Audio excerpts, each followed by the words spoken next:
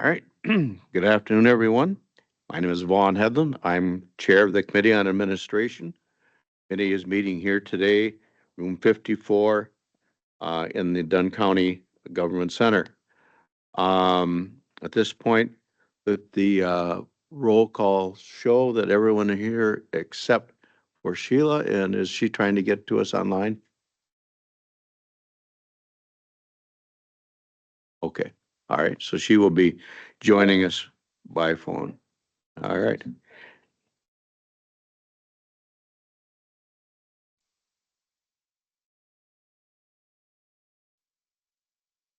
Okay. Approval of the meeting minutes. Our last meeting of this committee took place here September 26th at 3 o'clock. Anyone care to make a motion to approve, or are there any corrections? Okay, Michelle makes motion to approve. Mr. Bauer makes motion to second. All in favor? Aye. Aye. Thank you, Sheila. Any opposed?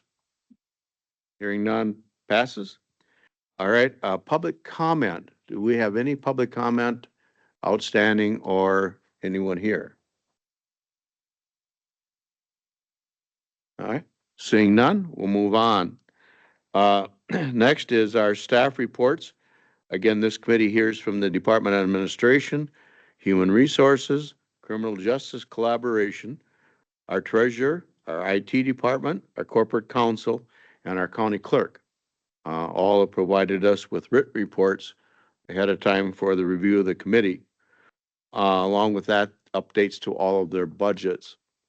Anyone have any questions for any of the staff as far as their reports?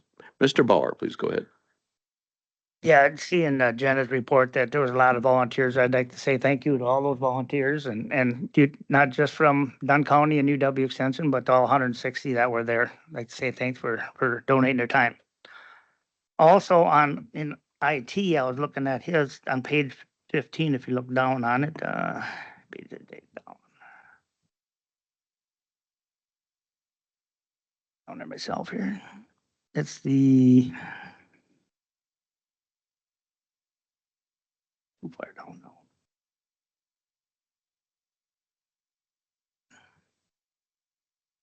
Third bullet on that under added 30 more additional laptops. I know you've been very busy and I know you got behind, but you're ordering for 2020. Oh. So those are the 2020 laptops that are being replaced a year early. Due for replacement. Yeah. In 2020. Yeah. So they were purchased in 2020. So they would be due to be replaced in year 5. And so, it just says that in 2020, but Yep. Just give you crap. I just had to do that. appreciate it. Thank you. That's all. Thanks, Dan. Anything else? Any of the department heads care to add anything or update in terms of their reports? No? Oh, you guys are letting me off the hook easy here.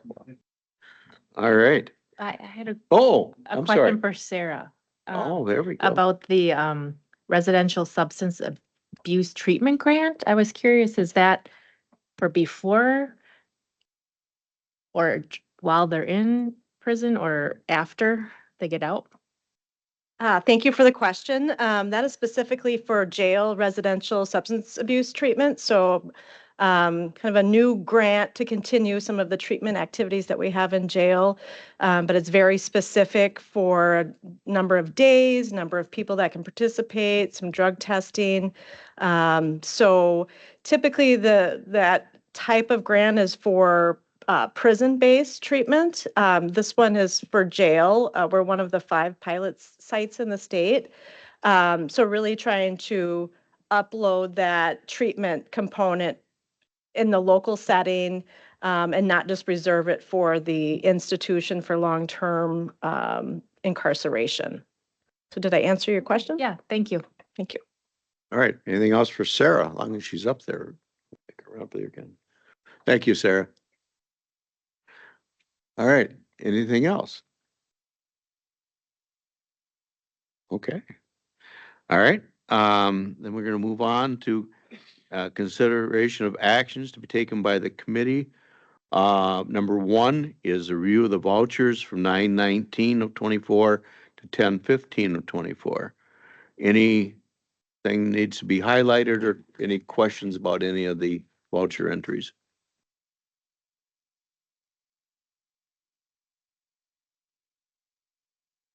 So I thought we'd do reverse grilling this time. I just thought it would be helpful. I did this for some time in DHS. And I just sort of randomly picked some of the items and thought I would just give you an idea about what those things were, big, large and small. So on the first page, there's a payment under financial reporting, contractual consulting to a guy named Steve Corbile or Kabili. I'm not sure exactly how to pronounce his last name. So for $1,982. We have been utilizing the services of two retired county people from another part of the state. They both have extensive experience in the finance world, and they have been helping us to both to address some of the issues that have been raised in the audit with regard to things that we should be fixing. And then they've really helped us with regard to highway finances. So there are two guys by the name of Mike and Steve. We affectionately call them Bob and Steve because of Bob and Steve's Amico. But anyway, so that's that. And the cost varies, but they're very inexpensive for the work that they provide to us. On the third page, if you see under the circuit court clerk, I just highlighted for myself and added them up. It's about $3,000 worth of interpreter fees for the month. So I know that Katie has mentioned in judiciary and law the amount of money that they have are incurring in interpreter fees. And so I just was pointing that out, that that's a real number that continues to grow as more and more people need those services. Under patrol for the sheriff's department, is this a small amount? Well, there's a couple of them, but $130 to a Kyle Crawl. And Kyle owns Kyle's Buff and Shine.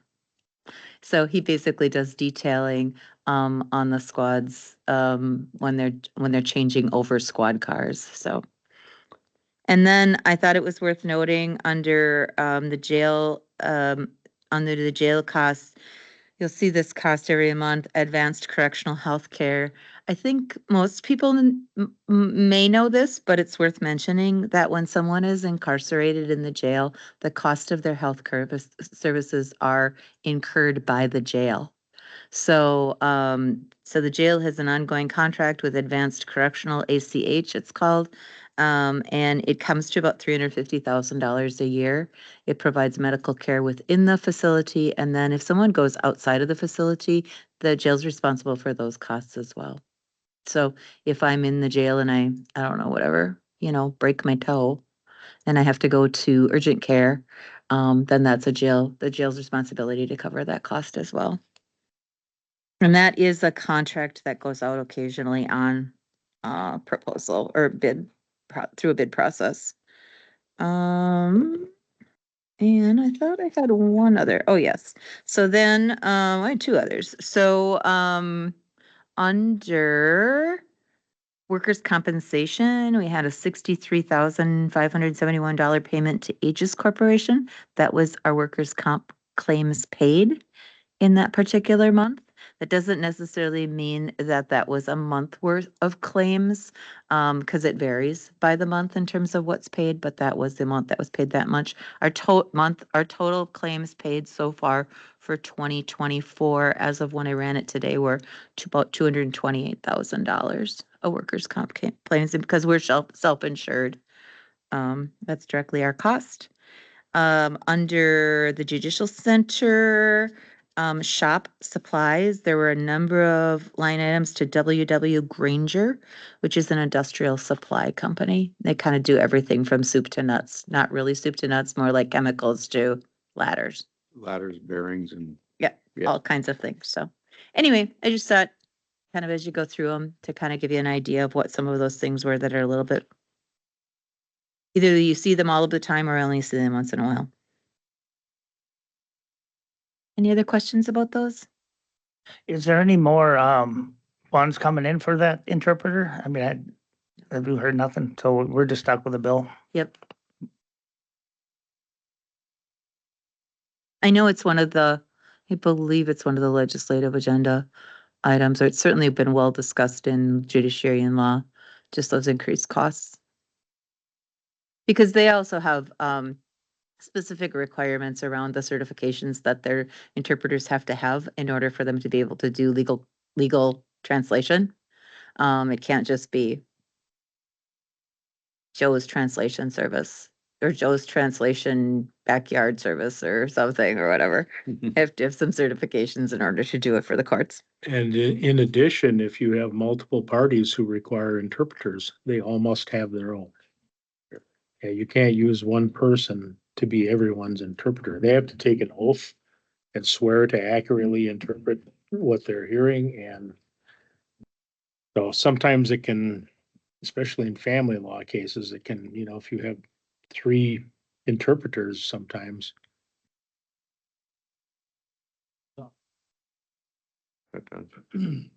And there's no avenue at present to get any reimbursement for that? Not that I'm aware Not of. that we found anyway. No. Okay. Thank you. I mean, a lot of those court costs are truly, there's no funding for them in general. They're a service that the county is required to provide, and we fund most of the cost to it. Similar to law enforcement, there are like tiny grants for random things, but as a general rule, it's our cost. Yeah, I just thought of that same thing, is that there are so many foreign truck drivers these days on the highway that's going to become certainly probably a bigger issue as if we get into any type of major accident cases that would be held in the county that could drag on for numerous days. All right. Anything else in terms of the vouchers? Sheila, have anything? Well, I got cut off and I just called back. I only had one, and that was the Ron Score Consulting. That was up there contractual. I don't know why I flagged it, but I flagged it. So I looked it up earlier. Ron built some ticket booths for the fair. And it was a reimbursement for his materials and labor costs in doing that.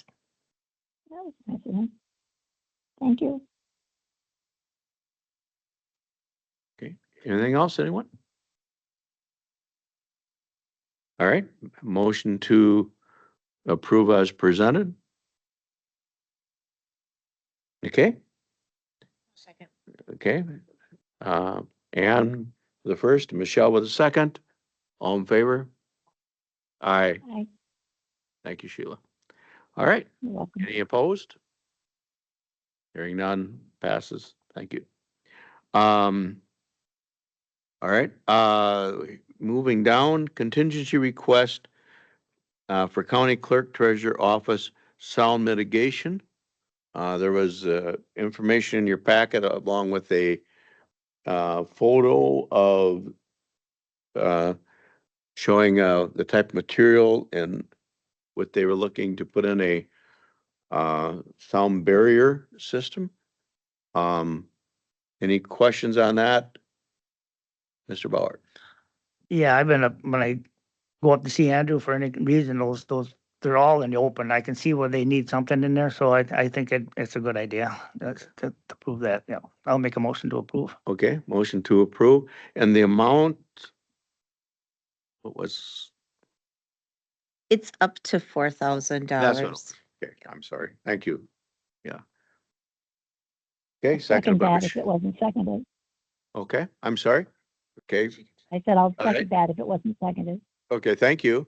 All right, motion by Mr. Bauer, seconded by Sheila. Any other discussion? Hearing none, all in favor, aye. Aye. Any opposed? Passes. Thank you all. And I agree with Mr. Bauer. I think, and good idea. All right. Next item, contingency, request for broadband grant. Any? Go ahead. I would just note, I did send out, we needed to send a revised agenda to add an item, and so we did change it. It is actually not a broadband grant, which Dan will describe. It's just broadband funding. Okay. So, but Okay. he'll give you the background. So this request is coming from the Broadband Task Force, looking for funding for a project for that 24/7 telecom is looking to take on it's along Highway 79 in the town of Sherman. It'll serve about 50. We use the word broadband serviceable locations, but you can call them houses. Along that area, it's one of the areas that had been identified through our studies of the different areas. 24/7 had reached out to me about that. We brought it to the task force to see if they were interested in requesting some funding from the county to assist in that project. Their plan is to get this done before the snow flies, or maybe during it, but essentially in this year. So we really saw that as a great opportunity to serve about 50 residents in the county, in an area that we knew was an issue, and just seemed like a great opportunity. And a lot of discussion amongst the task force. Supervisor Bauer is the chair of said task force. He can speak to that. I can tell you that, we kind of settled around a request of about $25,000 to support that project, but I think original numbers came in a lot higher. So the group is very much in favor of demonstrating that the county is on board and want to be behind these projects. So, Okay. Thank you. Mr. Bauer. Yeah, and the group come up with this dollar amount. I mean, it was higher, and then we settled on this amount. And if I'm not mistaken, is there another housing development nearby that could be in the future that could also be affected? So it'd already be set up for that as well. So yeah, the land across the highway has been platted. So it hasn't become a development, but it is one of those things where it's also going to place us well for the future. Yeah, they're there. The last couple of days they've been out there. So I think, Sheila, go ahead. Yeah, years ago when I started that motion in that committee about broadband, and we did the survey, there was the donut that was determined that was surrounding the Menominee area. Is there an updated map somewhere that shows us where there's still holes in the broadband so that we could see how far we've come with getting broadband to the surrounding areas? Yes, there is an updated map. And I don't know how I would describe it. Polka dots, which is really a good sign. There are three main areas that we've kind of identified, one being the one right along Highway 79 that we were just talking about. One to the south of Colfax and to the east of Whitetail Golf Course. There's a section of property there.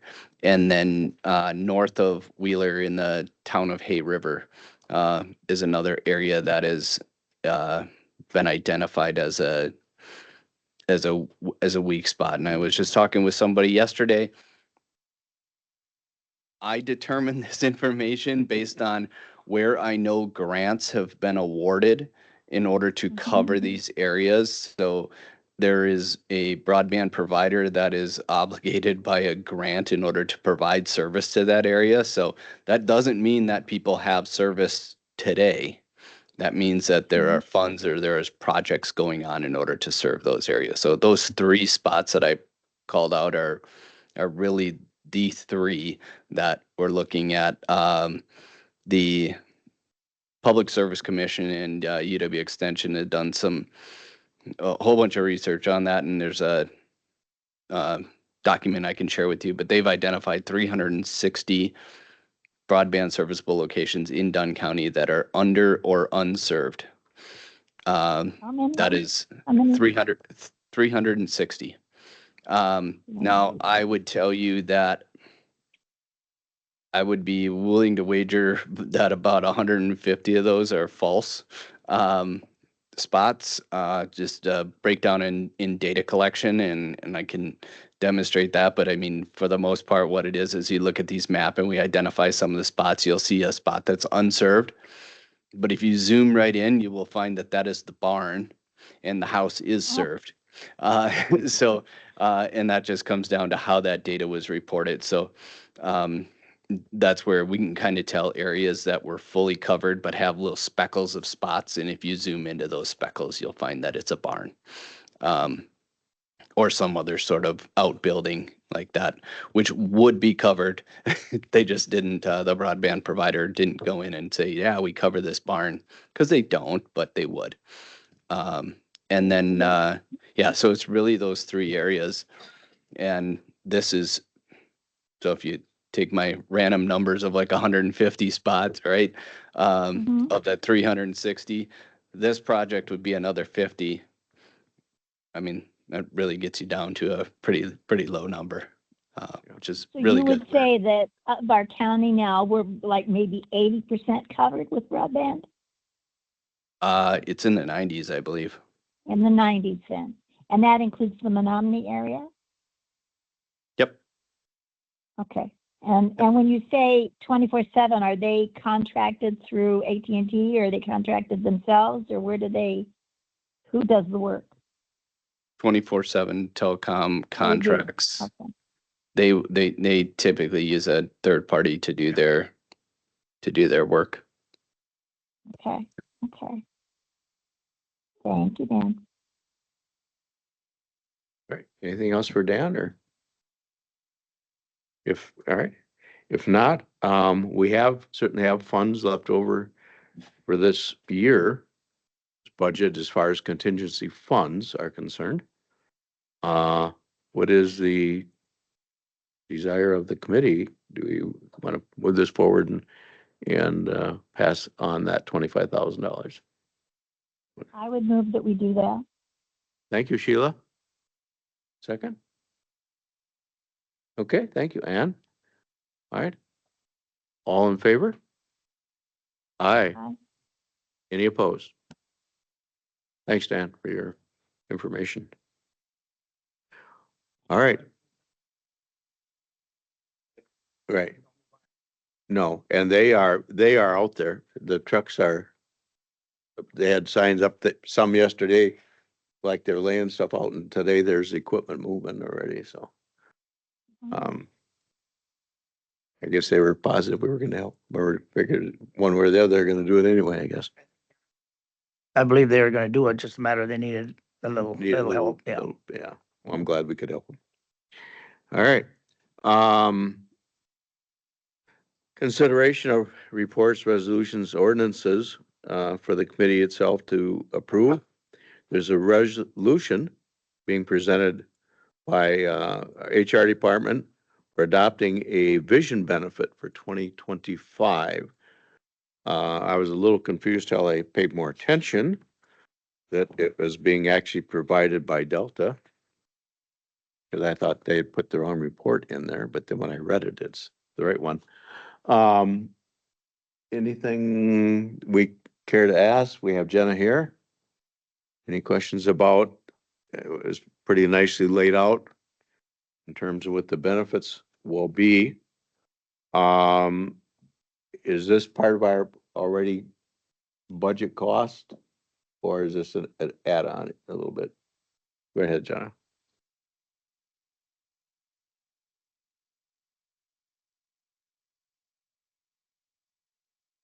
Yes, thank you. So the vision plan as it's presented now would be fully funded by the employees that choose to elect to the plan. So there isn't currently a county contribution towards that premium amount.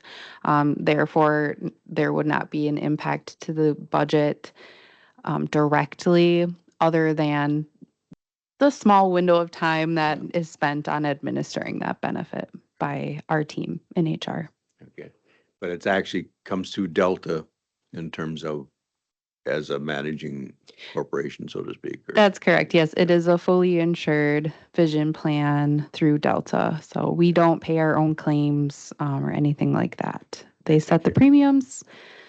The employees pay the premiums and fall within the coverage limits that are provided in the document there. Okay. All right. Sounds like a great idea. I know, I still am partially covered under my Walmart plan. so. My only carry forward benefit. Anyone care to make a motion? Now, are we able to approve this, or is it, because it's not a budget item? Does it have to go past the committee for approval? It is a contracted item Yeah, this goes from here to through the board. to the board. Okay. All right. Also move. All right. Mr. Bauer moves, seconded by Michelle. Any questions, concerns? Sheila, you have anything? Oh. All right. All in favor? Aye. Any opposed? Right, passes. It'll go on to the board for approval for next year's health plan. Resolution canceling uncashed checks. Each year we get a request for checks that I believe are older than 2 years and have yet to have been cashed. And that list comes up before us. I'm just making a note that with this list, we're not saying that we don't owe the money in the future. We're just saying that if somebody comes back to us, and properly so, and say, I need a check in place of the one, that, I didn't get or lost or whatever, that they would still get a payment. But at the same time, we want to get these off our records because you can see it gets to be quite a long list. Any questions about that? Some rather large amounts on here this time, but I would just question those businesses like CenturyLink and Abbott Laboratories. I mean, would we want to wait for them to contact us, or would we really feel like they just truly aren't going to? good question. Here we go. Well, it's gonna talk to our treasurer and she's gonna give us a treasurer's answer.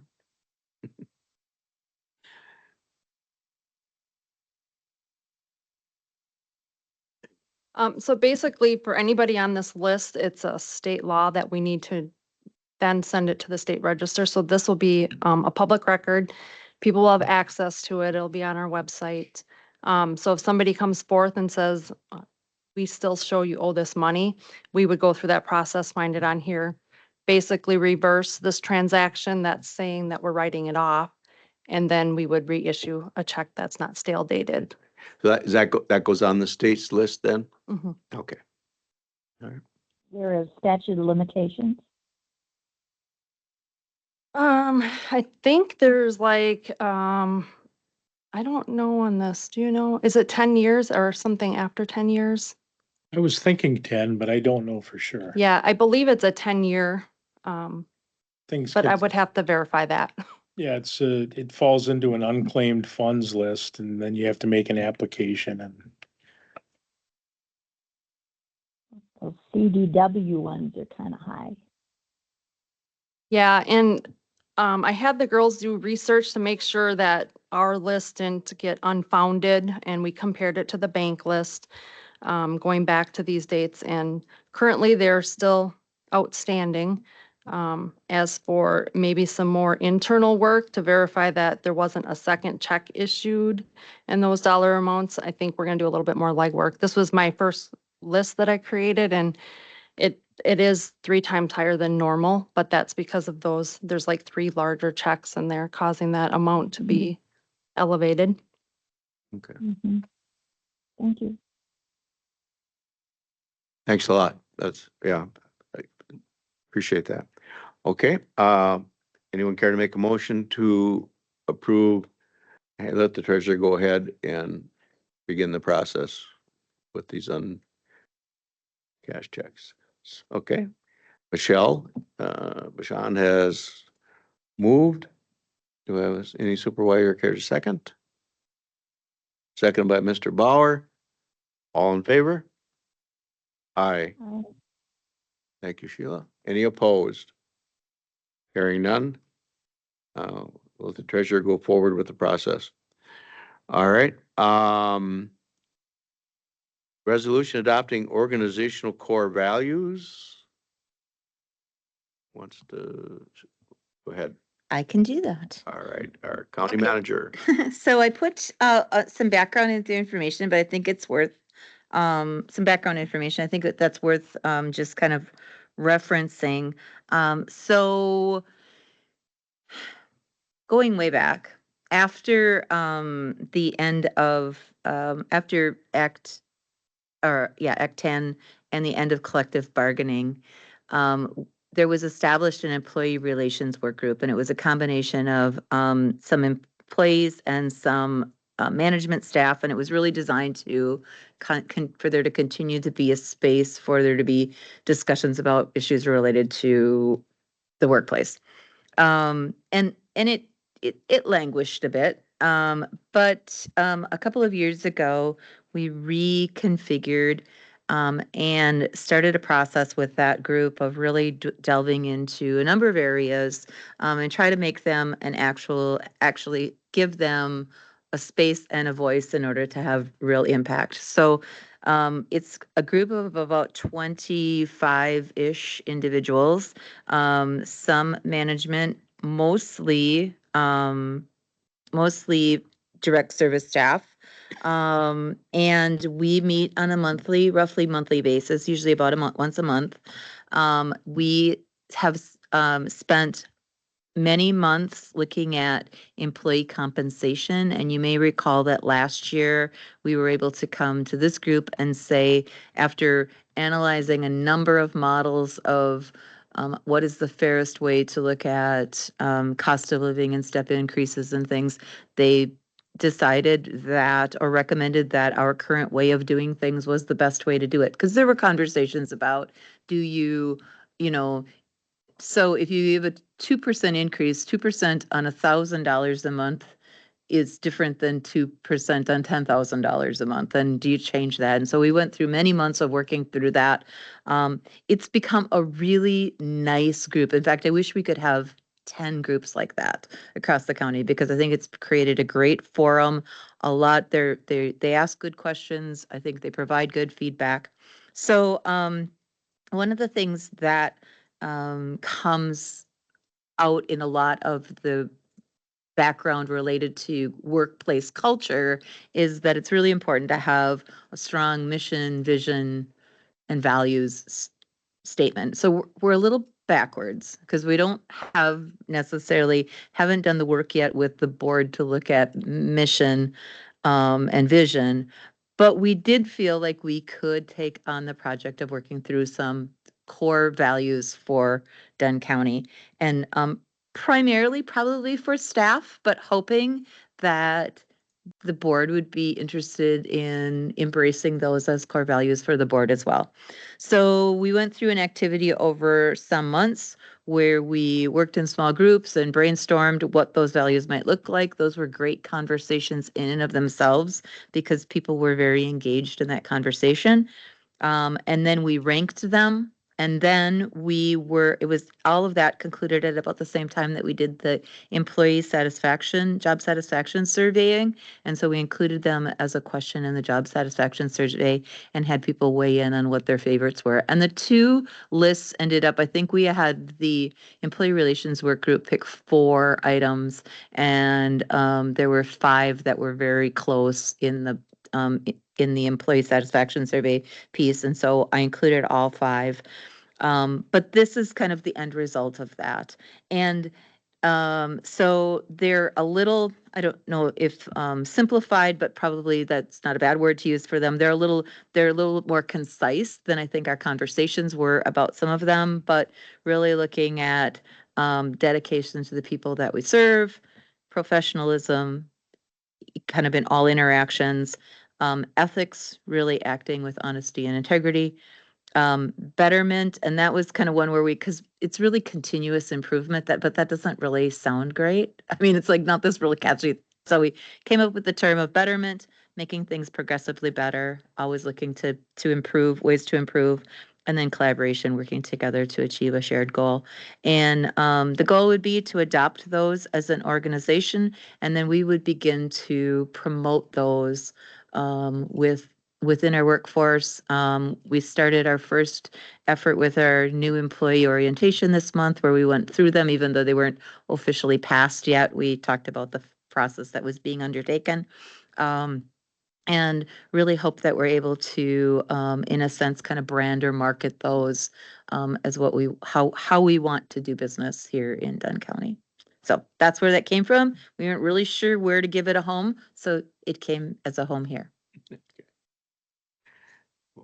I appreciate it. I looked at this and I thought of, I guess, working all the number of years that I worked at Walmart Corporation, and some of the employees, when we would go to do training, we didn't always have someone who was a trained trainer.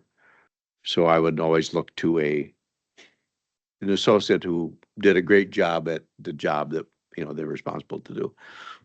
And we would find that there were so many improvements, so to speak, to their job that they had, because of the way they did things, and they found better ways and safer ways and more efficient ways than what the job description said. And so what we did is started bringing that up at startup meetings, that, who can remember when we did that this way? Because people a lot of times are against change. I always found people were, oh, I don't want that to change. And this is a good change. It's reflective of the way we want to change going forward. And I like it. I would recommend it myself. Anyone else care to second that? I really liked it too. I really enjoyed this, and it was great.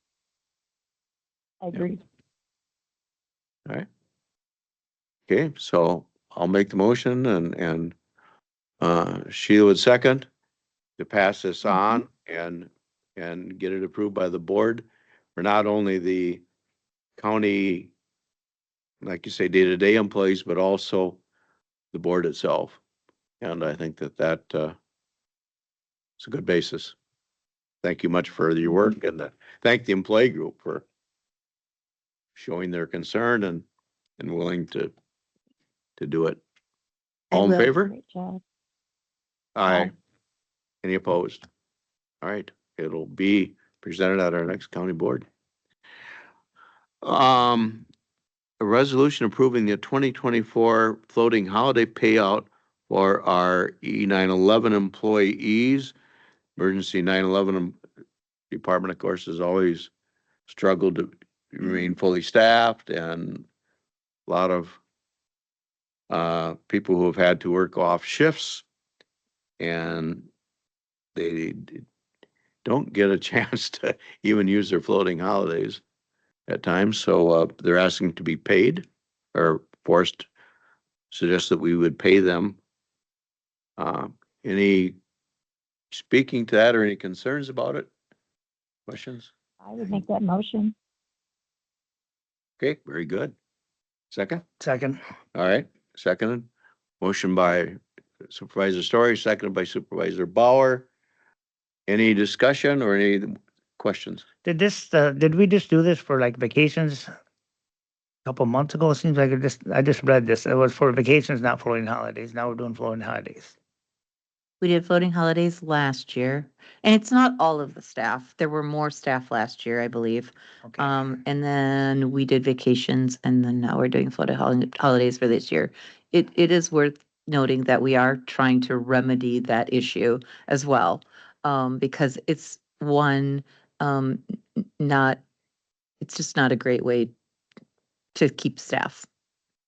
You want them to be able to take time off and refresh and renew and come back to the job. So, so we're working on solutions, but some of them take some time. That was kind of my concern. If we keep taking it or not giving it, or they don't have time taking, we just keep paying them. Is it, are they getting discussed? Yeah. That was, yeah. Lots of discussion about that. And on the flip side of that, it's important that when these situations do arise, that they are, even though it says a one-time payout, I think it's happened in the past, but it's important that it's not the way it's supposed to be. And so we're taking it up through a different mechanism instead of creating a policy that and potentially creating a right that's not consistent with the county's objectives, policy objectives. We want to make sure that we're solving the problem as it needs to be solved instead of creating a routine where employees may elect, for example, to take payouts instead of, I mean, that's okay to do that, but it's up to the county board to decide that. And this keeps it off to the side and it gets handled when it's needed to be handled. So we're not creating Well, I future. realize it's still an Go ahead, Sheila. ongoing problem, but is there any chance that there's any possibility of it improving in the future? Is there any movement on hiring in the future of people having interest in the jobs? I think that we're identifying some strategies that emergency communications can implement to maybe relieve some of the load, and talking about strategies of things like perhaps even overhiring because of the turnover. So knowing that there might be times when we are overstaffed by one, but ultimately, if we ever got to that point, it's not going to last because the workforce is changing. So there's a number of strategies that we've been looking at. Yes, I'm confident we can make it better. It just takes a while sometimes for those things to take root. Any other questions about it? And thanks, Nick, for bringing that up to it. We're not making a change in the policy. We're handling it as a one-time situation to make sure the employees are treated fairly. Okay. All in favor? Aye. Any opposed? Thank you all. And yeah, good luck. I hope Chris, good luck with that. I hope it's been an issue for a number of years and it bothers me too. I don't like to, because I think that's a stressful job to begin with. And thank goodness we got people who are handling it, but it could get to the point where we would lose enough staff we couldn't cover it. All right. We are down to the end of our work agenda. Next meeting date, make note, November 21 of 24 suggested. That Thursday, our normal meeting date is Thanksgiving. And so is there any objection by any of the 5 committee members that they could not make it on the 21st? We could vary the time if necessary. I will be in Madison that day, heading back. I might be back on time or may have to connect virtually, but I Okay. can figure that out. All right. You sure? Oh, we could make it 4 o'clock or something. I mean, 4 would be easier. All right. How with the rest of us? Mr. Bauer, I guess I'm okay with 4 o'clock. and would it work for you?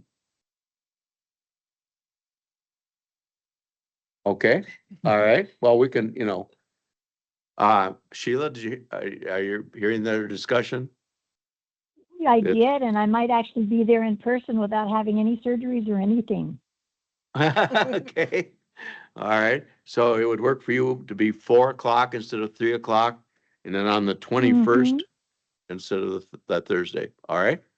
Let's do that. Let's, as approved by the committee, our next meeting will be November 21, 2024 at 4 o'clock in this room. All right? Beyond that, we're adjourned. Thank you all. Thank you all. Vote.